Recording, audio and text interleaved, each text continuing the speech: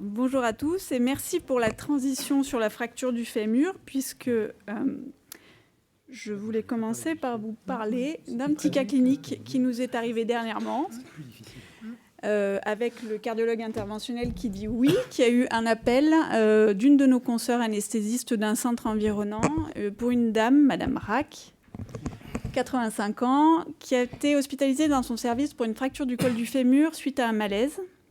Et cette patiente, elle avait la particularité d'être suivie pour un rétrécissement aortique dans notre centre, et elle était surtout programmée pour le TAVI 3 semaines plus tard. Et donc notre consoeur nous appelait avec 2 questions. La première, c'était « Est-ce que je peux l'endormir ?» Et la deuxième, c'est « Où est-ce que je peux vous la transférer parce que peut-être qu'il faut faire le TAVI avant la fracture du fémur ?» Et cette situation, elle nous avait interpellés tous autant qu'on était parce qu'on n'était pas d'accord, en fait, dans l'équipe. Et il y a eu plusieurs propositions de fait. La solution, je vous la donnerai après, elle a été trouvée en Heart Team. Mais c'est une situation qui, finalement, a posé problème dans une équipe qui est rodée quand même à la prise en charge des patients qui ont un RAC. Alors, cette situation, je pense qu'on n'est pas les seuls à être confrontés à y avoir été confronté parce que, comme on l'a dit tout à l'heure, le RAC, ça a une prévalence qui est importante et la prévalence mondiale, elle est actuellement de 9,4 millions de personnes, donc c'est quand même relativement fréquent. Et vous le savez, elle touche préférentiellement une population âgée, ça c'est une étude un petit peu ancienne qui est américaine, mais vous voyez qu'à plus de 75 ans, il y a à peu près 3% de la population qui présente un RAC. Et quand on sait le vieillissement actuel, c'est une situation qu'on va rencontrer de plus en plus fréquemment. Et la probabilité de se retrouver au bloc opératoire avec un patient porteur d'un RAC à notre époque, elle est loin d'être faible. Et donc ça va arriver un jour ou l'autre au cours de notre carrière. Alors, il y a un dogme quand on fait sa formation d'anesthésie réa, c'est que l'anesthésie du RAC, c'est dangereux. Ça a très haut risque et ça fait partie des situations qu'on redoute tous, en garde notamment, la fracture du fémur, ce genre de la péritonite, toutes ces choses-là. Et je me suis posé la question en fait de savoir si ce risque qu'on apprend, on le retrouve dans la littérature. Et en fait, il y a de la littérature, on en a parlé tout à l'heure, le professeur Young nous en a déjà montré une partie. Ça, c'est l'étude de 77 qui est ancienne, on en parlait déjà, on disait que le RAC, ça faisait partie des situations à très haut risque d'avoir des complications cardiaques post-opératoires, mais c'est un petit peu ancien. Il y a des papiers un petit peu plus récents qui nous montrent que ça a l'air d'être à haut risque. Ça, c'est en fait une étude c'est un registre. Ce sont des patients qui ont été suivis au Japon. Je crois qu'il y a à peu près 3000 patients suivis en fait dans l'évolution de leur rétrécissement aortique. Et puis, il y a une sous-étude qui a été faite où ils ont regardé les patients qui, au cours de ce suivi-là, avaient eu besoin d'une chirurgie non cardiaque. Et par le hasard ou par la symptomatologie, il y a une partie des patients qui avaient bénéficié d'un traitement préalable du RAC et une autre partie des patients qui n'avaient pas été traités, donc qui allaient à la chirurgie sans avoir de solution sur leur sténose aortique.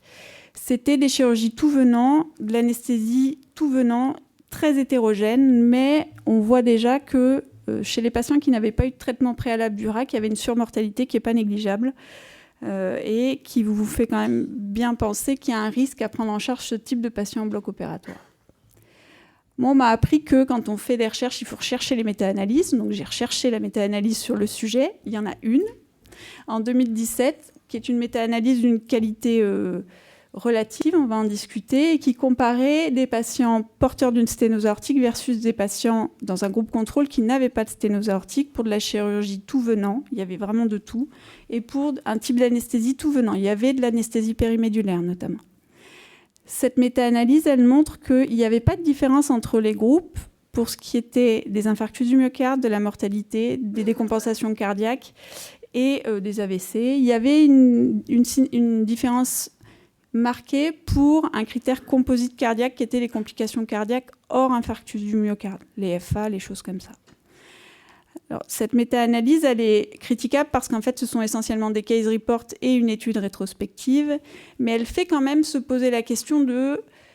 En tout cas, c'est discuter le risque réel d'endormir un patient porteur d'un RAC. Et en fait, si on fait preuve de bon sens, ce risque, c'est pas la littérature qui nous le donne, c'est la physiopathologie du RAC. Et c'est ça qui explique cette crainte qu'on a tous d'endormir ce type de patient. Alors, pardon. La physiopathologie du RAC, elle est relativement simple. Elle démarre par une obstruction valvulaire qui va créer très rapidement une évolution vers une hypertrophie ventriculaire gauche. Et cette hypertrophie ventriculaire gauche, elle est concentrique avec une réduction de la masse ventriculaire et une réduction du volume systolique.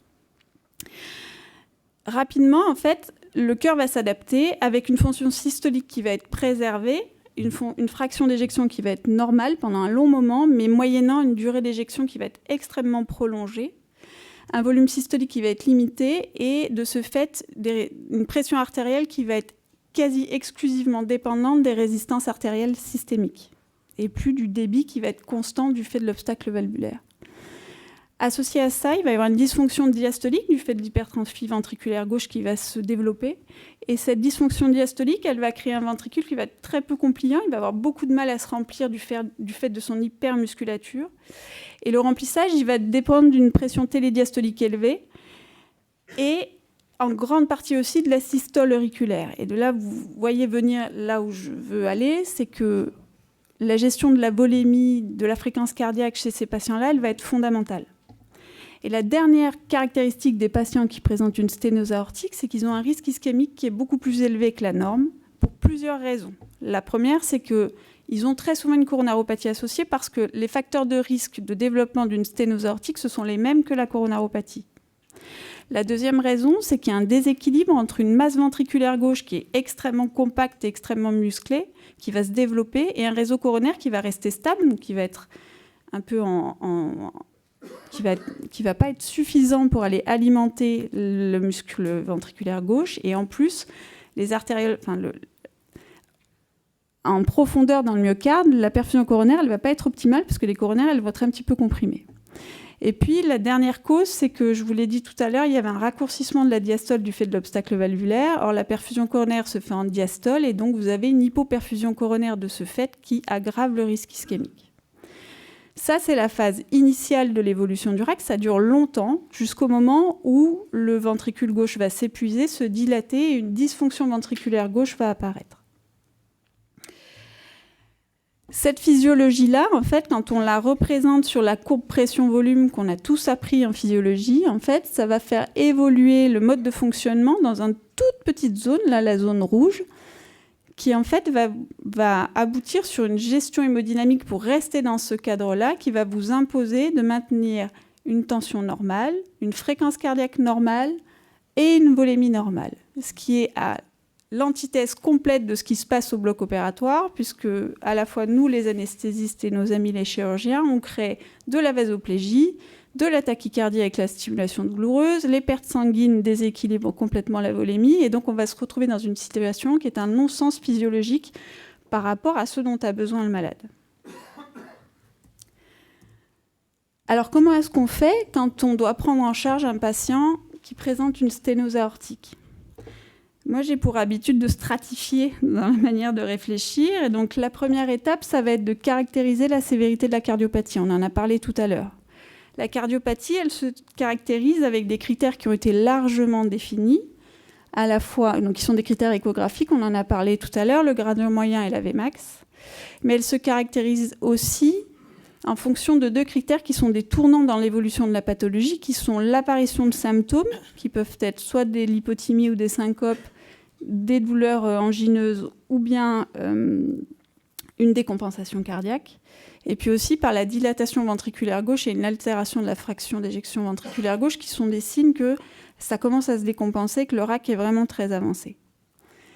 Une fois qu'on a fait l'évaluation de la sévérité, il faut absolument rechercher les coronaropathies associées. Donc c'est à peu près 30 à 40% des patients présentant une sténose aortique, parce que comme on l'a dit tout à l'heure, le risque ischémique il est élevé, et évidemment que si la coronaropathie est présente, le risque ischémique est d'autant plus élevé et risque de vous poser des problèmes en périopératoire.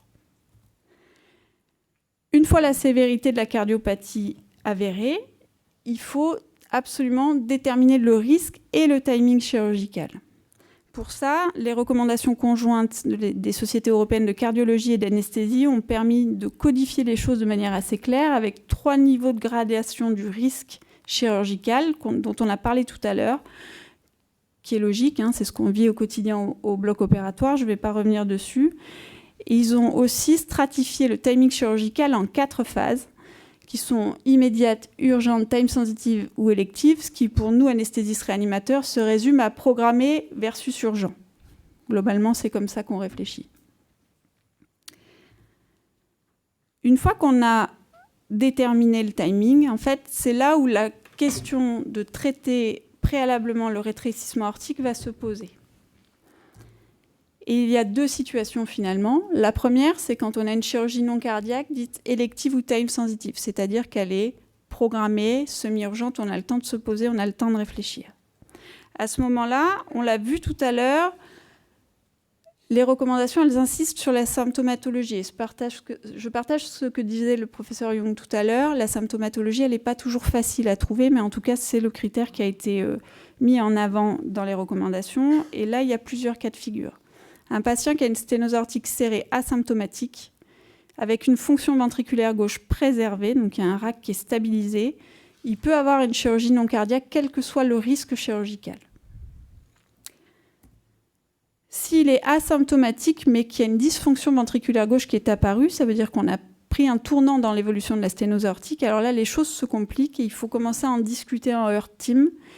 Et pour ce qui est des chirurgies non cardiaques à haut risque, il va falloir proposer très probablement une prise en charge de la sténose aortique préalablement. Pour les chirurgies à risque bas ou intermédiaire, on peut envisager une chirurgie non cardiaque première. Pour les patients qui sont symptomatiques, pour le coup, tout ce qui est à risque intermédiaire ou à risque élevé va plutôt aller à la prise en charge de la sténose aortique préalable. On peut discuter pour les chirurgies à bas risque. Ça, c'est une question qu'il faut évoquer souvent en heart team et qui est au cas par cas. Pour ce qui est des chirurgies non cardiaques urgentes, par définition, l'urgence n'attend pas. Donc la prise en charge du RAC préalable n'est pas à envisager parce que, comme le disait Julien tout à l'heure, un TAVI, ça ne se fait pas comme ça sur un coin de table. Leur réussite, elle dépend aussi du bilan préopératoire qu'on fait. Et puis parce que la chirurgie non cardiaque est urgente et il faut la faire. Une péritonite, elle ne peut pas attendre, il faut aller au bloc opératoire quoi qu'il arrive. Et c'est souvent dans ces cas-là qu'il faut déterminer d'une stratégie anesthésique. Alors la stratégie anesthésique, la première question qu'on va se poser, c'est est-ce qu'on fait une locorège ou est-ce qu'on fait une anesthésie générale ? Évidemment que ce choix, il va dépendre de la technique chirurgicale qui est envisagée, en tout cas de l'intervention envisagée, mais ça va dépendre également des contre-indications potentielles du malade. Si un malade est sous anticoagulant, etc., ça peut changer la donne. Et puis ça peut dépendre également de l'expérience du médecin anesthésiste réanimateur qui va être en charge. On n'est pas tous avec la même aisance sur l'anesthésie loco-régionale, donc ça peut varier selon l'équipe qui prend en charge. Ce qui est sûr, c'est que quand elle est réalisable, l'anesthésie loco-régionale périphérique s'impose, logiquement. Mais ce n'est pas toujours la solution.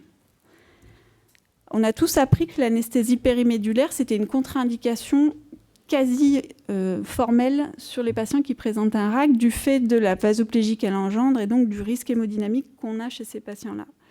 En fait, il n'y a pas grand-chose dans la littérature sur le sujet. Ça aussi, c'est un principe de précaution, c'est-à-dire que ça crée de la vasoplégie, donc on contre-indique. Et en fait, par chance pour moi, il y a une revue de la littérature qui est sortie cette année sur le sujet, où ils ont regardé chez des patients qui devaient être opérés de plusieurs types, et notamment ils ont fait pas mal d'obstétrique parce que c'est quand même une spécialité pour laquelle ça pose problème. Et ils ont regardé, quand ils faisaient une anesthésie périmédulaire, s'il y avait des complications particulières chez ces malades-là. Quand je parle d'anesthésie périmédulaire, il y avait de tout. Il y avait de l'arachide, de la péri, de la combinée, de la continue, etc. Et il y avait des mélanges qui étaient très variables selon les équipes. Et dans cette revue de la littérature, en fait, il n'y avait pas de différence, il n'y avait pas de mortalité. Et il y avait, comme un événement cardiaque majeur post-opératoire, périopératoire, ce qui ressortait le plus fréquemment, c'était de l'hypotension nécessitant des vasopresseurs, mais qui était réglée par l'utilisation de vasopresseurs. Cette étude, elle ne permet pas de conclure qu'on peut faire de la périmédulaire en toute impunité dans un bloc, chez un patient porteur d'une sténose aortique, mais elle ouvre quand même à la réflexion. Et elle va dans le sens de ce dont je vais vous parler sur l'anesthésie générale, qui est de dire qu'il n'y a pas de recette miracle chez ces malades-là, mais il y a du bon sens clinique. D'ailleurs, il n'y a pas de recommandation spécifique sur comment faire. Par contre, il y a cet article de Deher que je trouve assez représentatif de la vision qu'on a de l'anesthésie. C'est que ce qui va faire qu'un patient ne va pas se compliquer, va garder de la stabilité hémodynamique et va bien évoluer, ce n'est pas tellement le choix de la drogue qu'on va faire, mais c'est la manière dont on va la manier et la manière dont l'anesthésiste réanimateur va manager l'hémodynamique en opératoire. Et donc, ce qui est important, c'est qu'il va falloir faire ce qu'on sait utiliser, ce dont on a l'habitude, et ce n'est pas tellement une histoire de drogue qui est meilleure que l'autre. Mais il y a quand même quelques grands principes dans l'anesthésie de ces patients-là, et c'est ce qu'on enseigne au bloc opératoire de chirurgie cardiaque à nos internes, c'est que chez ces patients-là, la clé pour les endormir, c'est la titration des drogues. C'est très probablement d'avoir un recours facile à la curarisation, parce que quand vous titrez et que vous sous-dosez du fait d'une instabilité hémodynamique assez rapide, si vous ne curarisez pas, vous n'allez pas vous en sortir. Et surtout, il va falloir anticiper les problématiques hémodynamiques que vous allez pouvoir avoir. Et pour anticiper, ça passe par du monitorage. Le monitorage, il est obligatoire, mais contre toute attente, il n'y a pas de recommandation spécifique là-dessus. Mais par le bon sens, en extrapolant avec des articles qui touchent le patient à risque en général, en fait, on peut arriver à trouver une solution pour s'en sortir en ciblant sur les complications qu'on peut avoir en périopératoire. Là, évidemment qu'il faut un monitorage cardio-respiratoire de base auquel on va rajouter un monitorage du segment ST, puisque je vous ai dit tout à l'heure que c'est des patients qui sont à risque ischémique important. J'insiste sur le monitorage de la pression artérielle invasive, je vais en faire hurler un certain nombre, mais le seul moyen d'avoir un monitorage fiable, continu, qui vous permette d'avoir une réactivité immédiate dès qu'il va y avoir un problème hémodynamique, c'est d'avoir une surveillance continue de la pression artérielle. Et pour les chirurgies à risque intermédiaire et élevé, c'est un outil qui est relativement facile à utiliser et qui va vous donner beaucoup de sécurité. La conduite de l'anesthésie, elle est aidée et guidée, d'ailleurs c'est dans les recommandations communes européennes ESC et anesthésie, par un monitorage de la profondeur de l'anesthésie et par un curamètre, afin de vraiment affiner de manière extrêmement précise l'administration des médicaments qu'on va choisir pour l'anesthésie générale. Et puis par extrapolation de la RFE d'hémodynamique de la SFAR qui est sortie l'année dernière, l'optimisation hémodynamique, elle passe par un monitorage un peu plus poussé du volume d'éjection systolique avec un outil que vous choisirez en fonction de vos disponibilités, de votre facilité à l'utiliser et de votre connaissance, et qui repose soit sur du Doppler œsophagien, soit sur de la thermodilution pulmonaire, soit sur de l'analyse de la courbe de pression artérielle. Et puis un monitorage qui n'est pas signifié là, mais qui peut être d'une aide considérable au bloc opératoire, ça reste pour ceux qui en ont l'habitude et qui savent l'utiliser, l'échographie transœsophagienne, qui vous donne des informations en direct et qui, pour la volémie et la fonction ventriculaire gauche, peuvent quand même vous donner des informations qui sont faciles à utiliser. Pour ce qui est des objectifs péropératoires, là encore, il n'y en a pas de recommandation spécifique, mais la RFE d'hémodynamique parle de patients à haut risque. Et je pense que pour la sténose aortique, on est dans ce cadre-là, et les recommandations, elles sont claires, elles sont sur des objectifs de pression haute, de pression moyenne haute, qui sont de 60 à 70 pour les patients non hypertendus et de plus de 70 pour les patients hypertendus, avec un recours rapide aux catécholamines, notamment à la noradrénaline. Et ça, chez ces patients-là, ça s'adapte particulièrement bien. C'est des patients chez qui il ne faut pas tolérer la moindre hypotension artérielle. Si j'en reviens à Madame Rack, donc cette dame, elle avait un RAC sévère symptomatique, puisqu'elle a syncopé et qu'elle a fracturé le fémur sur une syncope. C'est une chirurgie urgente, puisque jusqu'à preuve du contraire, les choses n'ont pas changé. La fracture du fémur, c'est une chirurgie à faire dans les 24 premières heures. Je ne fais plus d'orthopédie depuis longtemps, mais il me semble que c'est toujours d'actualité. Donc cette dame, il va falloir aller au bloc opératoire. La manière dont nous, on a raisonné, c'est qu'on a fait une heure team, comme on fait toujours, et on a discuté avec l'équipe qui avait en charge la dame, le chirurgien, l'anesthésiste, qui devait s'entendre sur la manière de procéder, avec la patiente et sa famille aussi, pour leur expliquer les risques d'une intervention de ce type-là avec la cardiopathie sous-jacente. Et puis, la patiente, on a conseillé qu'elle soit prise en charge au bloc opératoire avec les objectifs hémodynamiques dont je vous parlais tout à l'heure, qui étaient normocarde, normotendu, normovolémique. Le choix de la technique d'anesthésie, du monitorage et la gestion des pertes sanguines, ça c'était laissé à la discrétion de l'équipe en charge, mais avec lesquelles on a pu échanger par l'intermédiaire de leur team. Alors l'histoire, elle ne s'est pas très bien finie pour cette dame, c'est la dame dont parlait Julien tout à l'heure, c'est qu'elle Elle est retournée dans le service d'origine parce qu'on l'avait prise pour l'évaluer, en fait, parce qu'on avait préféré... Pour soulager l'équipe en charge, on avait préféré fonctionner comme ça. Et cette dame, c'est elle qui a fait le syndrome de glissement. Finalement, elle n'est pas allée au bloc opératoire parce que la question qui nous avait été posée, finalement, a retardé la prise en charge du fémur et ça ne s'est pas bien terminé. Mais ce qui est sûr, c'est que, selon ce que je vous ai dit maintenant, actuellement, cette dame, elle devait aller au bloc opératoire pour la prise en charge du fémur. Donc, si je dois conclure sur l'anesthésie du patient qui présente une sténose aortique, c'est une anesthésie qui est à risque, mais qui n'est pas impossible, loin de là. Il y a actuellement une bonne codification de la prise en charge de la sténose aortique en cas de chirurgie non cardiaque non urgente. Et ça, c'est quand même une aide considérable. Et l'avènement du TAVI, ça a vraiment simplifié les choses. Avant, vous parliez de RVA, c'était même pas envisageable. Un TAVI, maintenant, c'est quand même plus rapide. Les suites opératoires sont plus simples et ça permet de simplifier quand même beaucoup les prises en charge. J'insiste encore et encore sur l'importance de la team et des discussions multidisciplinaires. C'est des patients qu'il faut discuter à plusieurs parce qu'ils sont difficiles à prendre en charge et que c'est une responsabilité qu'il faut pouvoir partager en plus. Et souvent, on fait mieux quand on en parle à plusieurs. En urgence, la règle d'or chez ces malades-là, c'est le maintien de la stabilité hémodynamique pour prévenir les complications cardiaques. Et puis, on m'a demandé de parler du PEROP, mais la prise en charge de ces patients-là, elle ne s'arrête pas au péropératoire parce que les problèmes, ils arrivent souvent en post-opératoire. Et d'ailleurs, dans les études, les complications, elles surviennent après le bloc opératoire. Et donc, il y a aussi toute une prise en charge à anticiper sur le post-op chez ces patients-là qui sont d'une fragilité extrême. Voilà, je vous remercie.